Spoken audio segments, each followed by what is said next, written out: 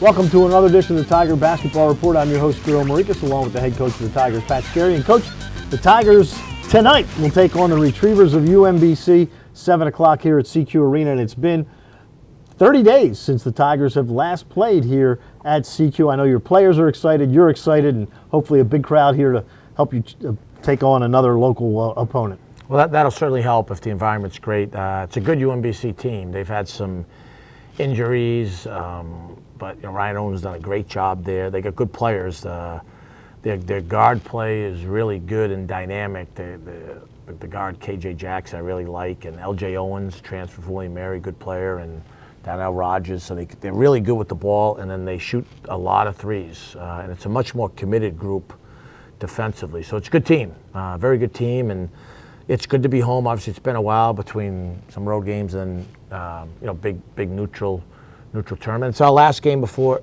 exams, and we've so we tried to schedule aggressively in the non-conference, and this is another good opponent before we go into exams. So it's an important matchup for us. The fact that LJ Owens, you're familiar with him, does that help when you try to scout UMBC?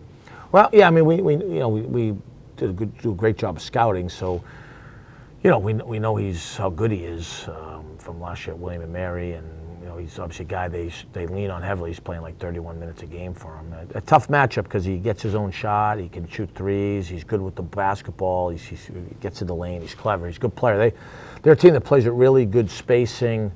They break you down off the dribble, they get out in transition, and like I said, if they get in that lane and they get out in transition, that ball starts moving, they're an explosive three-point shooting team. They beat Drexel by 25 points, so they looked really, really good in that game. From a defensive standpoint, what do you expect to see from them? They've shown a little bit of pressure, free throw, dead balls, timeouts, and then just man-to-man. Now, we're prepared to see some zone. We've dug back in the archives, so the type of zones they've pulled out. But they play solid man-to-man defense. They're pretty good length, good quickness.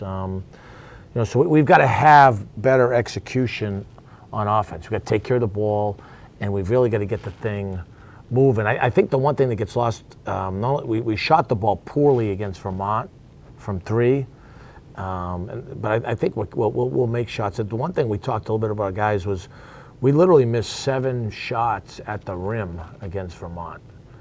And it wasn't one guy, it was 5 different guys. Right. So when you get into those meat grinder type of games, those points become at a premium. So, sometimes you'll have tough nights from the perimeter, but there's other ones that you've got to score it, and we got to do a little bit better job with that. And you had a couple in that Vermont game where it was a tight game. It was 33-32 with 11 minutes to go in the game. 10:32 left. 10:32 left. So I had a huddle. I said, we got to win by 2.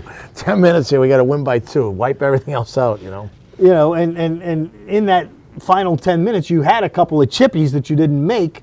You mentioned the three-point shooting. Against Morgan 3 nights before, you shot the ball well from three-point range. So sometimes, as you say, you're just not going to make those threes. Yeah, that happens, and heck, we hope UMBC doesn't make those threes tomorrow night.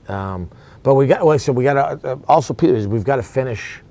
We call it in the red zone. We've got to finish in there, whether that's layups, post moves, stick backs, breakaway layups. You got all those are important points.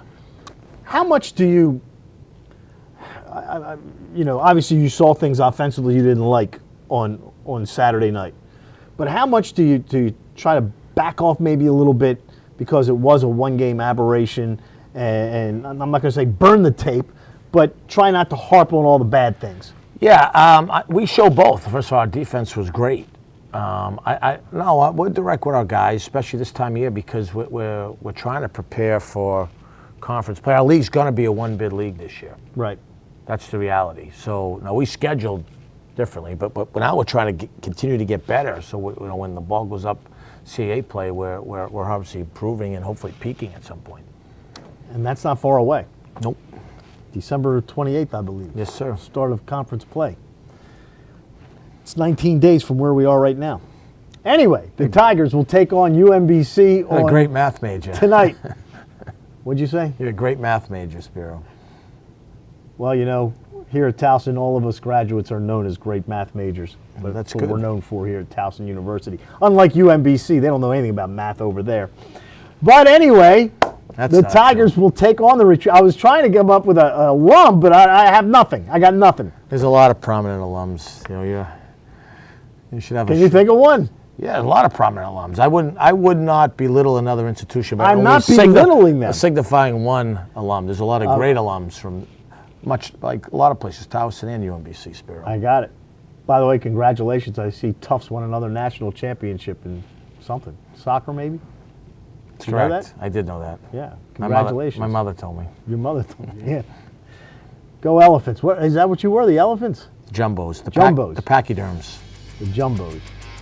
Anyway, that'll do it for another edition of the Tiger Basketball Report. I will be with you tonight from CQ starting at 6:45 on CBS Sports Radio 1300 and TowsonTigers.com. For the head coach of the Tigers, Pat Skerry, I'm Spiro Morekas. Thanks for tuning in, and as always, go Tigers.